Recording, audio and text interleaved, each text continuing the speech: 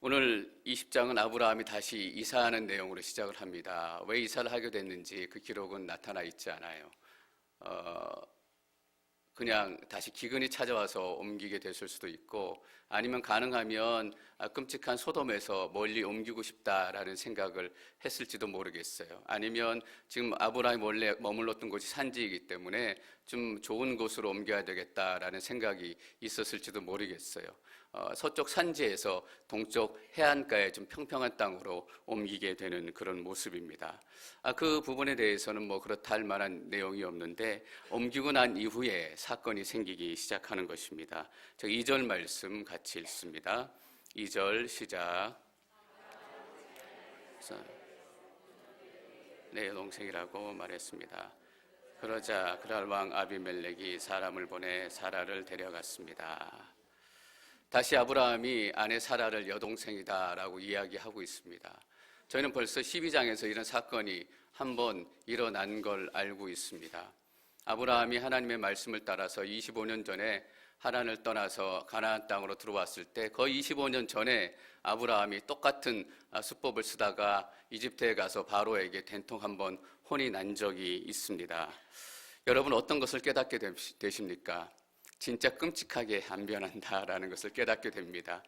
25년 동안 25년이 지났는데도 25년 전에 썼던 그 사람의 인품과 성품과 그 계략들이 그대로 남아있는 것을 보게 됩니다. 여러분, 저희는 아브라함 25년 동안 어떻게 살았는지 잘 알고 있습니다. 하나님께 제단을 쌓기도 하고, 또 이집트에서 어렵게 하나님이 구원해 주셔서 오히려 재산을 얻기도 하고, 또 소돔 왕과 롯을 구하기 위해서 전쟁을 치러서 돌아오는 길에 멜기세덱, 하나님의 높은 제사장을 만나서 또 하나님에 대해서 배우기도 합니다. 또 특별히 12장, 15장, 17장 세 번에 걸쳐서 하나님께서는 직접 나타나시기도 하고 또 말씀으로 아브라함에게 주시는 그 큰 약속들을 또 말씀해 주십니다. 간단히 얘기하면 지금 아브라함은 초신자도 아니고 예수 믿은 지 25년이나 된 사람입니다. 예수 믿고 25년이나 지났는데 어떻게 그렇게 안 변할 수 있을까? 우리의 모습을 보는 것 같지 않으십니까? 여전히 고집스럽고 여전히 괴팍하고 여전히 변하지 않고, 그래, 그 인간 그렇게 안 변하지, 그렇게 생각하시면 안 되고요. 우리 자신에게 하나님께서 말씀하시는 것입니다. 내가 안 변하고 얼마나 이전 모습과 그대로 남아있는가, 그래서 얼마나 내 자신에 대해서 실망하게 되고 또 아파하는 시간들이 있게 되는가라는 것을 우리가 생각해 보게 되는 것입니다. 근데 재밌는 사실이 뭐냐 하면요, 오늘 성경에서는 아브라함이 똑같은 죄를 또 저질렀는데 하나도 놀라지 않고 있다라는 거예요. 그냥 하나님의 사역을 도도히 기록하고 있고 그냥 하나님의 사건들이 도도히 흘러가고 있다라는 얘기예요. 마치 하나님께서는 아브라함이 또 너가 그럴 줄 알았지라고 아시는 것 같은 그런 뉘앙스를 저는 오히려 느끼게 돼요. 저는 그 수요일 날 잠깐 저희가 하나님의 신실하심에 대해서 나눴던 그런 부분이 생각이 났습니다. 그때 하나님의 신실하심은 이런 것이다 라고 간단하게 제가 정리를 해드렸습니다. 하나님께서는 어제도 오늘도 내일도 동일하신 분이시다. 어제 내 기도를 들으셨다면 오늘도 내 기도를 들으시고 또 내일도 그 기도를 들으실 것이다. 이것이 하나님의 신실하심입니다. 그런데 하나님의 신실하심의 정의에 하나를 더 오늘 추가하려고 합니다. 우리가 잘할 때도, 우리가 못할 때도, 우리가 더 못할 때도 하나님은 신실하시다라는 이야기입니다. 여러분, 하버드 대학 들어가려면 예를 들면 시험을 100점 맞아야 들어갈 수 있어요. 근데 100점 맞아서 들어간다 하더라도 그 100점을 계속 유지하지 않으면 하버드 대학에 남아있기 어려워요. 50점이 된다면 그 사람은 졸업도 못하고 퇴학을 당하게 돼요. 하나님은 그런 분이 아니시다라는 얘기예요. 우리가 하나님 나라에 들어갔으면 50점이 되었더라도 하나님께서는 우리를 사랑해 주시고 80점이 될 때라도 똑같이 사랑해 주신다라는 이야기예요. 하나님께서는 그렇게 우리가 잘할 때도 못할 때도 더 못할 때도 변함없이 우리를 사랑하시고 기억해 주시는 분이십니다. 여러분, 내가 지금 50점짜리 인생인 것 같다라고 생각되시는 분들 실망하지 마십시오. 하나님께서는 우리의 점수에 상관하지 않으신 분이십니다. 여러분, 구원이 그래서 중요한 의미를 가지고 있습니다. 우리가 100점이 되었기 때문에 구원받았다면 50점이 되었을 때는 우리의 구원은 떨어져 나갑니다.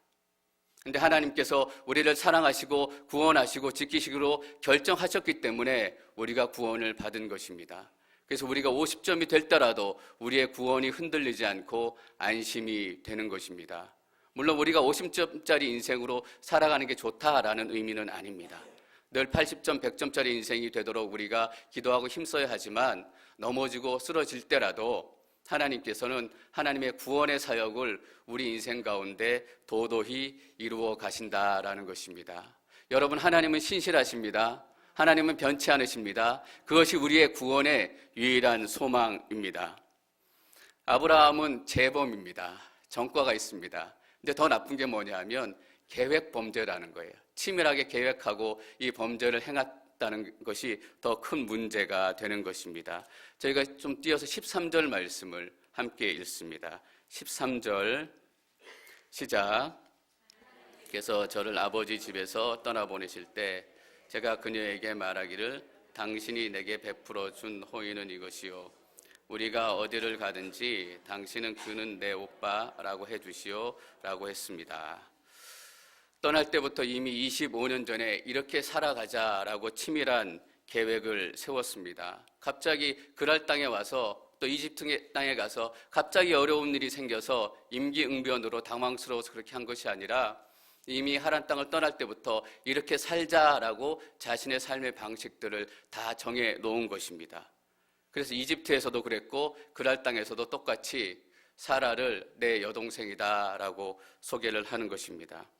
여러분, 25년 전부터 계획을 했다는 것도 놀랍지만 오늘 말씀 중에서 이 대목을 주목하셨으면 좋겠습니다. 우리가 어디를 가든지 당신은 그 내 오빠라고 얘기해 주십시오. 어디를 가든지라는 의미가 무엇입니까? 하란 땅을 떠나는 순간부터 사람들을 만날 때마다, 도시를 지날 때마다 나는 당신의 오빠입니다 라고 얘기해 주십시오 라고 했다는 얘기입니다. 여러분, 어떤 의미인가요? 하란 땅을 지나서 계속 도시를 만나고 가나안 땅에 들어와서 세겜에 도착했을 때도 사라는 내 여동생입니다 라고 얘기했다라는 의미입니다. 그리고 베들 땅에 와서 예배를 드릴 때 거기 있는 사람들을 만났을 때도 사라는 내 여동생입니다 라고 이야기했다라는 것입니다. 네게브 땅에서, 이집트 땅에서 다시 가나안 땅으로 들어와서 헤브론으로 갔을 때, 소돔 사람을 만났을 때 어디를 가든지 계속해서 그렇게 이야기했다라는 것입니다. 여러분, 오해하지 마십시오. 아브라함이 이집트에서 그랄에 2개만 거짓말해서 이런 이야기가 기록되어 있는 게 아닙니다. 계속 평생을 25년 동안 그런 패턴으로 살았는데 이집트하고 그랄 땅에서만 걸린 겁니다. 계속 괜찮았던 거예요. 작전을 계속 썼는데 이집트 땅에 걸렸을 때 가슴이 뜨끔했을 거 아니에요. 뜨끔해서 이렇게 살면 안 되겠다라고 생각해서 조심해야지라고 하고 있는데 조금 시간이 지나니까 아니다, 그래도 사람들이 날 죽일까 봐 불안하다라는 생각으로 거짓말을 한번 다시 해볼까? 아니야, 저번에 이집트한테 걸린 건 재수가 없어서 그랬을 거야. 하나님께서 뭐 그런 것까지 신경 쓰시겠어. 그리고 살짝 한번 거짓말을 해보는 거예요. 괜찮거든요. 거봐, 괜찮잖아. 또 한번 해보거든요. 괜찮거든요. 25년 동안 계속 방법을 써서 살아왔는데 괜찮았다라는 얘기입니다. 그래서 그랄 땅에서도 괜찮을 줄 알았던 거예요. 여러분, 지금 괜찮은 게 정말 하나님께서 괜찮다라고 인정하신 게 아니다라는 것을 우리가 알아야 합니다. 여러분, 우리가 처음에 예배 빠질 때는 예배 빠지면 다리라도 부러질까 봐 두려워가지고 약속이 생기면 약속을 바꿔보려고도 하고 일이 생기면 일을 바꿔보려고도 하는데 한 번 빠지고 2번 빠지고 3번 빠지고 그래도 아무 일도 일어나지 않거든요. 괜찮네, 예배 빠져도 괜찮네. 근데 여러분, 괜찮은 게 아니라니까요. 처음에 기도하지 않으면 불안해요. 기도하지 않으면 내 삶 가운데 어려운 일이 생길 것 같고, 기도하지 않으면 내 어려운 일들이 해결되지 않을 것 같은데, 기도하지 않고 살아도 괜찮은 거예요. 어려운 일이 생겨도 자연적으로 해결되는 것 같고, 또 심각한 일이 생겨도 그냥 시간이 지나니까 해결되는 것 같아요. 그래서 기도하지 않아도 큰 문제 없고 괜찮구나. 근데 여러분, 기억하십시오. 지금 괜찮은 게 절대 괜찮은 게 아니다라는 얘기예요. 아브라함은 25년 동안 괜찮은 줄 알고 살았어요.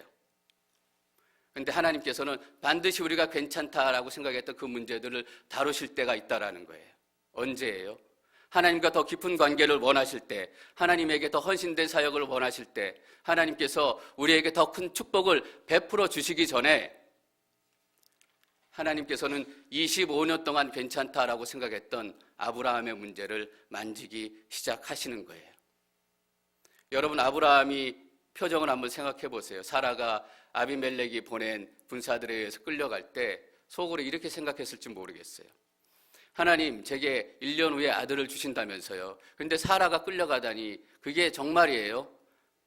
자기 잘못한 것을 생각하지 않고 아마 하나님만 원망했을지도 모르겠어요. 아니면 지금 사라가 잡혀간다는 건 하나님께서 내게 1년 후에 아들을 주신다는 약속이 거짓말이거나 내가 하나님의 음성을 잘못 들은 거다라고 생각하는 그런 상황이 있었을 거예요. 근데 하나님께서는 그 상황을 그렇게 놔두시지 않고 아브라함의 거짓말이 다 들통나게 만드신 거예요. 왜냐하면 20장이 끝나고 21장이 시작되자마자 하나님께서 아브라함이 그렇게 원하던 아들을 허락하시는 장면이 바로 시작되기 때문이에요. 하나님께서는 우리에게 축복을 주시기 전에 우리 삶 가운데 묻혀 있었던 죄의 문제들, 어려운 문제들을 꼭 하나씩 드러내세요. 여러분, 사람들은 중요한 일을 앞두면 목욕 재개를 해요. 깨끗하게 되고 싶다라는 거예요. 그런데 하나님께서는 중요한 일을 앞두고 계실 때는 25년 동안 우리가 괜찮다라고 생각했던 그 문제들을 끄집어내세요. 왜냐하면 겉만 깨끗해지는 것이 아니라 우리 인생이 깨끗해지기를 하나님께서는 원하시기 때문이에요. 쉽게 외배 빠지고 기도하지 않고 술, 담배 그동안 괜찮다라고 생각했고 장사하는 습관, 삶의 작은 습관들도 하나님께서 반드시 만지시는 순간이 있어요. 여러분이 하시지 않으면 하나님께서 만지실 거예요. 사랑하는 성도 여러분, 우리가 다시 한번 하셨으면 좋겠습니다. 신앙생활은 좋은 게 절대 좋은 게 아닙니다. 하나님의 방법만이 좋은 것이고 하나님의 말씀만이 괜찮은 것입니다. 저는 오늘 여러분들의 영적인 눈이 열려서 오랫동안 여러분들이 괜찮다라고 생각했던 그 문제들 중에 하나가 오늘 여러분 마음 가운데 떠오르기를 축원합니다. 그 저주가 아니고 하나님의 축복을 받는 축복의 비결입니다. 아비멜렉이 사라를 데려갔는데 그날 밤 하나님께서 아비멜렉의 꿈속에서 나타나세요. 사라는 남편이 있는 몸이고 아브라함이 그 남편이다라고 얘기하시고 사라를 돌려주지 않으면 내가 죽게 될 것이다라고 경고하세요. 그 말을 듣고 아비멜렉이 하나님께 하나님, 나도 몰랐습니다. 나도 당했습니다. 나는 죄가 없습니다라고 얘기를 하세요. 이 아비멜렉의 하소연을 듣고 하나님께서 다시 이렇게 대답하시는 내용이 7절에 기록이 되어 있습니다. 저희가 7절 말씀 같이 읽습니다. 7절 시작. 아내를 돌려주어라. 그는 예언자니 그가 너를 위해 기도해 주면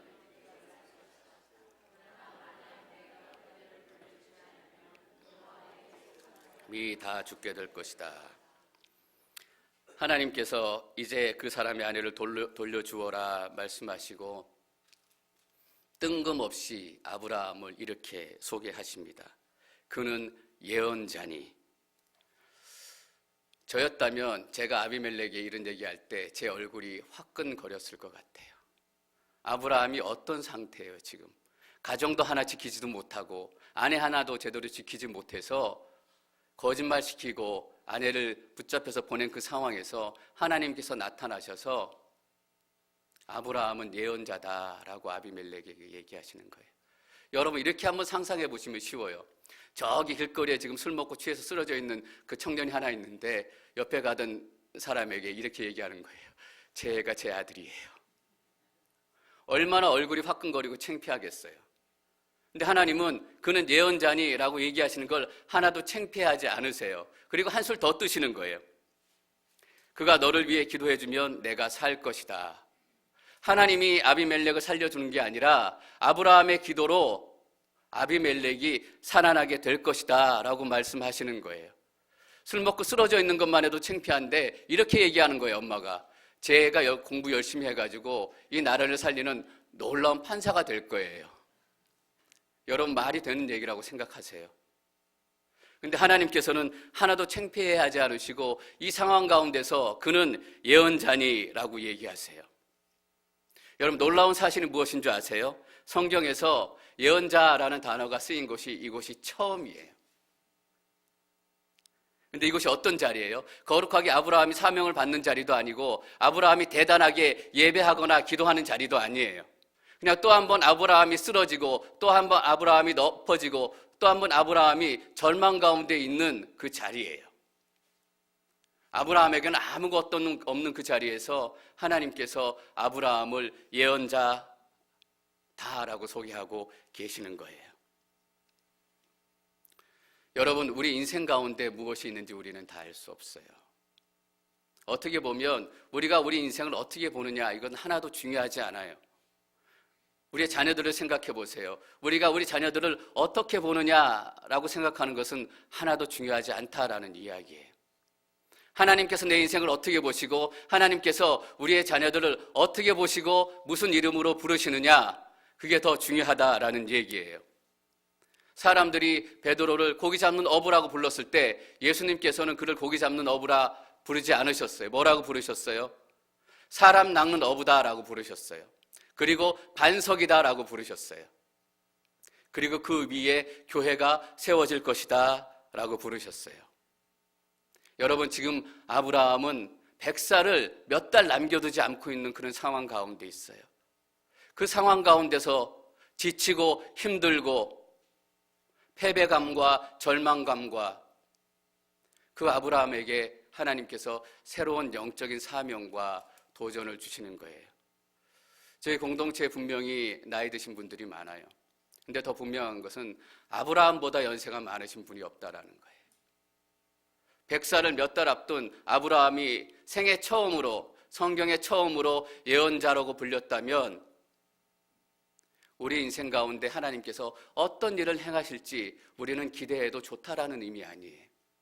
내가 늙었기 때문에, 내가 연약하기 때문에, 아프기 때문에 나는 아무것도 하나님을 할 수 없을 것입니다. 그건 여러분의 생각이라는 거예요. 하나님께서는 여러분을 어떻게 부르세요? 여러분을 예언자라고 부르시고, 여러분을 모시고, 여러분을 사역자라고 부르시고, 여러분을 중보기도자라고 부르시는 거예요. 여러분, 우리 아이들 보면 깜깜하잖아요. 제가 뭐가 되려고 그러나. 하나님의 음성을 듣기를 바라요. 예언자가 되기를 하나님께서는 원하시는 거예요. 그 가운데 목사도 있고 사역자도 있고 사업가도 있고 하나님의 일들을 놀랍게 감당하는 하나님의 백성들이 있다라는 거예요.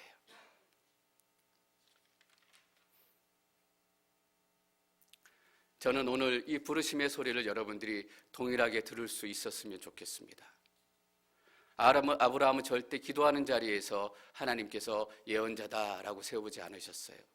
삶의 그 자리에서 그 인생 가운데 있는 하나님의 계획 때문에 하나님께서 부르시고 또 하나님께서 세우시는 거예요. 우리 교회 모든 분들이 약하고 저도 약해요.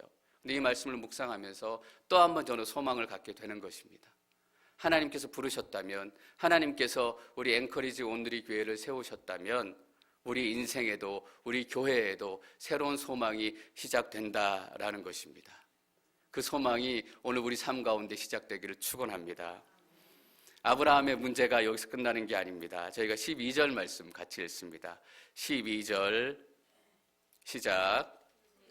사실 그녀는 제 여동생입니다.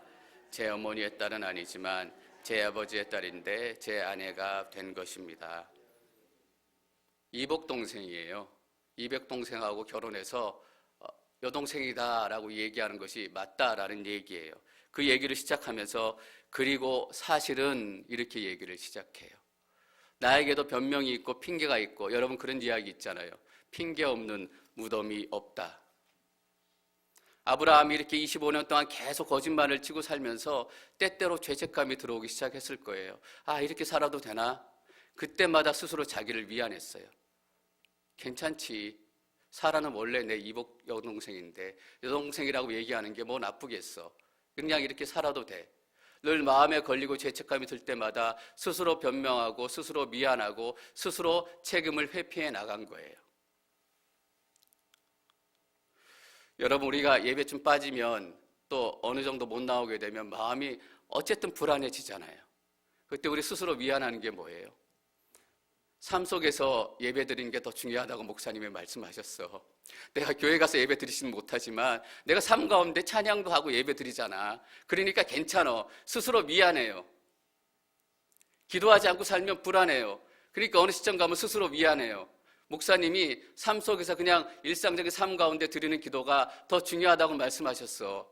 나는 걸어가면서 기도하잖아. 밥 먹을 때 얼마나 열심히 기도하는데. 스스로 미안해요. 그렇게 미안하고 나면 괜찮아져요. 나도 기도하는 사람이 되는 것 같고 예배 드리는 사람이 되는 것 같고 예산에 넘게 분에 넘게 막 쇼핑을 하고 와요. 그럴 때 너무 많이 사서 좀 죄책감이 있고 좀 마음이 깨림직하잖아요. 그럴 때 어떻게 여러분 스스로 위안하세요? 하나님께서 이 땅의 삶을 누리며 살라고 하셨어. 하나님께서 크리스찬이 가난하고 억울하고 눌리게 살기를 원하셔? 아니야, 하나님은 크리스찬이 행복하게 살기를 원하셔. 이 한마디 딱 하고 나면 어때요, 여러분들? 위로가 되고 안심이 되잖아요. 그 명품백들이 열 몇 개가 되는 게 다 아름다워 보이기 시작하잖아요. 여러분, 변명은 변명일 뿐이에요. 중요한 게 뭔지 아세요? 아브라함이 사라는 내 여동생입니다 라고 얘기하고 스스로 여동생이다 라고 위안했지만 본인 스스로가 거짓말이다라는 것을 알고 있었어요. 여러분, 내가 삶 가운데서 예배드리지 교회는 못 나가지만 이렇게 스스로 위안할 때 우리가 어떤 걸 깨달아요? 나는 예배하지 않고 있다라는 것을 우리 스스로가 알아요. 나는 삶 가운데 매일 걸어가면서 기도하고 밥 먹을 때 한 번도 안 빼놓고 기도해. 나는 기도하는 사람이야. 미안하지만 우리 스스로가 알아요. 나는 기도하지 않는 사람이야. 하나님께서 행복하게 살라고 하셨지. 그렇게 미안하지만 내 돈 내 마음대로 막 쓰는 거 내가 알아요. 변명하고 핑계하고 내 마음이 도망갈 걸 숨는다고 해서 사실은 변하지 않는다라는 거예요. 당신은 예배하지 않고 있습니다. 당신은 기도하지 않고 있습니다. 당신은 당신의 인생을 당신 마음대로 살고 있습니다. 아브라함이 마음이 찔리니까 자꾸 변명을 하는 거잖아요. 사랑하는 성도 여러분, 여러분 가운데 있는 또 제 삶 가운데 있는 모든 영적인 핑계, 자기 위안들이 다 깨지기를 축원합니다. 그것이 우리를 지켜줄 것 같으세요? 아니에요. 얼마 동안 숨어있게 만들 뿐이에요. 더 중요한 건 자기 변명, 자기 위안이 아니라 예배의 자리로 나오고 기도의 자리로 나오고 하나님의 말씀대로 살아가는 거예요. 우리가 그 변명의 거리를 없애지 않으면 어떻게 해요? 하나님께서 없애주신다라는 거예요. 근데 우리가 먼저 할 수 있잖아요. 우리가 변명을 찾고 자기 위안을 찾아서 우리가 먼저 그 변명들과 자기 핑계를 없애면 그 길이 무슨 길이 돼요? 하나님의 축복의 통로가 된다라는 거예요. 여러분 잘 기억하셔야 합니다. 하나님께서 이삭을 주시기 위해서는 반드시 아브라함의 삶을 한번 만지세요. 사라의 태를 통해서 아들이 태어나야 되는데 사라를 여동생이다라고 속이고 다니는 거예요. 하나님께서 여러분을 물질의 청지기로 삼기 위해서는 반드시 여러분 가운데 있는 재정적인 거짓과 재정적인 문제들을 다루세요. 왜냐하면 그렇지 않으면 하나님의 물질의 청지기가 될 수 없기 때문이에요. 여러분들이 많은 사람을 섬기기 위해서는 여러분 가운데 남아있는 관계에 대한 나쁜 좋지 않은 습관들을 반드시 만지세요. 그렇지 않으면 하나님의 마음으로 사람들을 품고 기도할 수 없기 때문이에요. 하나님께서 아들을 주시기로 작정하셨어요. 그 놀라운 축복을 앞두고 거기에 관련된 문제를 이제 하나님께서 만지시는 거예요. 여러분, 우리가 먼저 오픈할 수 있었으면 좋겠어요. 우리가 먼저 눈을 열어서 하나님 내 삶 가운데 나의 변명거리가 무엇입니까? 오늘 이 말씀을 듣고 한 가지만이라도 내가 기억할 수 있었으면 좋겠습니다. 축복 주십시오. 축복 주십시오. 그것만이 축복받는 비결이에요. 아니에요. 더 중요한 축복의 비결이 아브라함의 이 사건을 통해서 우리가 깨닫게 되는 것입니다. 그래서 계속 읽어보면 아브라함이 죽었다 살아나요. 오히려 재산을 얻고 또 오히려 많은 돈을 벌게 돼요. 예수님 믿지 않는 사람들이 보면 억울할 것 같아요.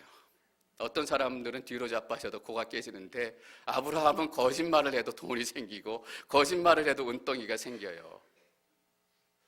여러분 여기서 우리 하나 잘 생각해야 될 게 있는데, 구약의 물질적인 축복은 물론 물질적인 축복이다라는 부분을 포함해요. 그런데 구약의 물질적인 축복은 어떤 의미를 가장 크게 가지고 있는가 하면, 신약 시대에 우리가 예수님과 나누게 될 영적인 풍요함과 영적인 축복을 상징적으로 얘기하는 거예요. 그만큼 우리의 눈으로 보이는 물질의 축복처럼 예수님의 축복도 크고 찬란하고 구체적이다라는 것을 얘기해 주는 거예요. 그래서 이 본문을 신약 시대로 적용하면 어떻게 돼요? 어떤 사람들은, 어떤 인생은 뒤로 넘어져도 코가 깨지지만, 예수님 믿는 사람들은 거짓말해도 그 거짓말을 통해서 예수님을 깊이 만나게 돼요. 몸이 아파도 그 몸 아픔을 통해서 예수님을 더 깊이 사랑하게 돼요. 사람들하고 다퉈도 그 다툼을 통해서 그냥 사이만 나빠지는 게 아니라 하나님의 은혜를 더 풍성히 누리게 되고 하늘나라의 소망을 깨닫게 돼요. 이것이 예수 믿는 사람은 뒤로 넘어져도 코가 안 깨지고 앞으로 넘어져도 코가 안 깨진다라는 말이에요. 그래서 모든 예수 믿는 사람들의 사건이 축복이다라는 말의 의미는 그런 의미가 있어요. 저는 우리 모두가 예수 믿는 사람이 된 것이 너무너무 좋습니다. 어떤 사건 가운데서도 여러분들이 하나님을 더 깊이 만나시기를 축원합니다. 제가 17절, 18절 말씀입니다. 같이 읽겠습니다. 17절과 18절 시작.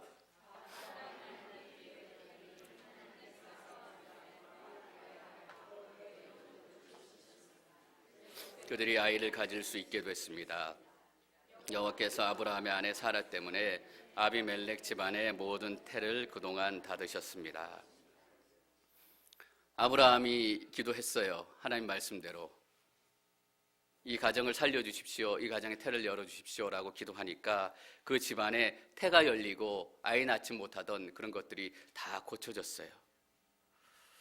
여러분, 저는 이 부분을 묵상하면서 과연 이때 하나님께서 아비멜렉 집안만 고치셨을까? 아비멜렉 여인들의 태만 열으셨을까라는 질문을 던지게 됐어요. 여러분, 이때가 어떤 타이밍인지 한번 여러분 잘 생각해 보시면 좋겠어요. 얼마 전에 내년 이맘때쯤이면 너에게 아들이 있을 것이다 라고 하나님께서 오셔서 말씀하셨어요. 그리고 소돔 성이 멸망되고 아브라함이 이사를 해서 네겝으로 이동해서 가데스와 술 사이에 거주했다라는 표현이 나와요. 살았다라는 얘기예요. 여러분, 한두 주 머문 걸로는 살았다라고 얘기하지 않아요. 최소한 한두 달은 머물렀던 것 같아요. 그리고 나서 그랄로 가서 또 잠시 머물렀어요. 그 약속을 하시고 나서 최소한 1개월에서 2개월은 흘렀다라는 얘기예요. 어떤 의미냐 하면 10개월 후에 사라가 아들을 낳게 된다라는 의미잖아요. 그러면 지금 사라가 아이를 임신해야 돼요. 어떤 의미인가? 사라의 끊어졌던 경수가 시작이 되고 사라의 닫혔던 태가 지금쯤에는 열려야 된다라는 거예요. 그렇지 않아요? 언제 열렸을까? 저는 아브라함이 아비멜렉 집안의 태를 위해서 기도했을 때 그때 사라의 태도 열렸을 거라고 믿어져요. 여러분, 무엇을 할 수 있어요? 첫 번째는 이게 중보기도예요. 다른 사람을 위해서 기도하면 내 문제가 해결돼요. 여러분 집안에 아들이 말썽 부려요? 우리 아이들을 위해서만 기도하면 오래 걸려요. 근데 다른 집안의 아이들, 이 앵커리지의 청년들을 위해서 기도하면, 여러분, 이 앵커리지의 청년들의 영적인 부흥이 일어나기 시작하면 우리 아이는 덤으로 따라가게 돼요. 그렇지 않아요? 그런데 이 앵커리지는 다 죽어 있는데 우리 아들만 살려주십시오라고 기도하면 얼마나 어렵고 힘이 들겠어요. 아브라함이 똑같은 기도를 간절한 마음으로 기도하기 시작하니까 닫혀 있었던 사라의 태가 열리기 시작하고 멈추었던 사라의 경수가 다시 시작이 되는 거예요. 여러분, 기도하기를 아까워하지 마세요. 다른 사람들 마음에 품기를 아까워하지 마세요. 결국은 내가 사는 길이에요. 그리고 더 중요한 메시지가 여기에 있어요.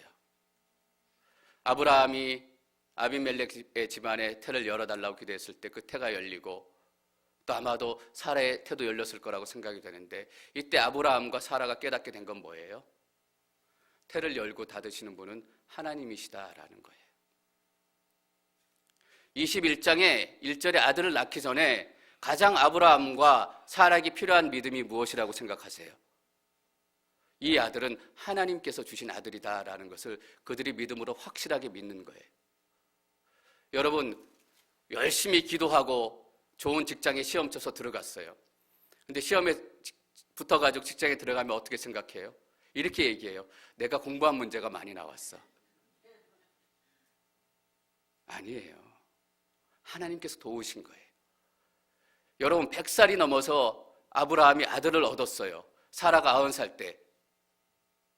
막 그들이 기뻐하면서 어떻게 할 것 같아요? 하나님이 주셨다라는 것을 다 잊어버릴 거예요. 내가 좋은 보약을 먹었더니 내가 회춘했나 보다.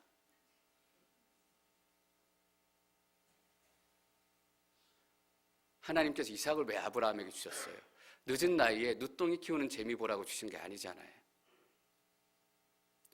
22장에 가면 아브라함이 이삭을 하나님의 제단에 바치는 모습이 나와요. 여러분, 어떻게 해서 아브라함이 이삭을 바칠 수 있게 됐을까? 어떻게 그런 용기와 믿음이 생기게 됐을까? 생각해 보지 않으셨어요? 저는 여기서 비밀 한 가지를 찾았어요. 이삭이 자신의 아들이 아니라 하나님의 아들, 하나님께서 주셨다라는 믿음을 확실히 갖게 됐기 때문에 내 거라고 생각하면 절대로 내놓을 수 없어요. 울며불며 빼앗기고 억지로 빼앗길 망정 내놓지 않아요. 여러분, 헌금하기 쉬우세요? 어려워요. 왜냐하면 그게 내 돈이라고 생각하니까. 근데 하나님 돈이라고 생각하면 아깝지 않고 드릴 수 있어요. 가장 아브라함과 사라에게 필요한 것이 무엇일까? 하나님께 주신 그 기적의 아들이 그냥 기적으로 끝나는 것이 아니라 하나님께서 주셨다라는 것을 아브라함과 사라가 알게 되는 거예요. 그래야 이삭을 바칠 수 있게 되는 거잖아요. 하나님께 주신 것을 깨달아야 동시에 뭘 깨달아요? 이 아들의 의미를 깨닫고 내 인생의 의미를 깨닫는 거예요. 내가 정처 없이 떠돌다가 이곳에 와서 어쩌다가 좋은 보약 먹고 불로쳐 먹고 회춘해서 아들을 낳은 것이 아니라 하나님께서 이 아들을 주셨고 이 아들을 통해서 이루실 하나님의 꿈이 있다라는 거예요. 그래서 하나님께서 나를 예언자로 부르시고 이곳에 세우시고, 여러분, 하나님께서 우리의 인생의 주인이시다라는 것을 인정하지 않으면 내가 왜 여기에 있는지, 내가 이곳에서 왜 예배 드리고 있는지 그 의미를 찾지 못해요. 그냥 아플 뿐이에요. 미국에서 저 구석 앵커리지에 그냥 와 있을 뿐이에요. 어쩌다 보니 여기에서 함께 예배 드리고 있을 뿐이에요. 근데 저는 확실히 믿어요. 하나님께서 나를 앵커리지 온누리 교회에 그냥 보내지 않으셨어요. 왜냐하면 나는 하나님의 사람이고 하나님께서 만드신 사람이기 때문에 목적을 가지고 이곳 가운데 부르셨다라는 거예요. 하나님께서 이삭의 주인이신 거예요. 하나님께서 태를 열으시고 태를 닫으시는 분이라는 것을 알게 되는 순간 내 인생이 다시 달라져요.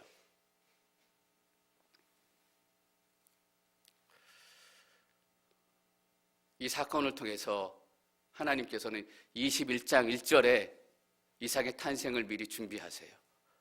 그리고 더불어 22장 아브라함이 이삭을 바치는 그 믿음도 미리 준비하세요.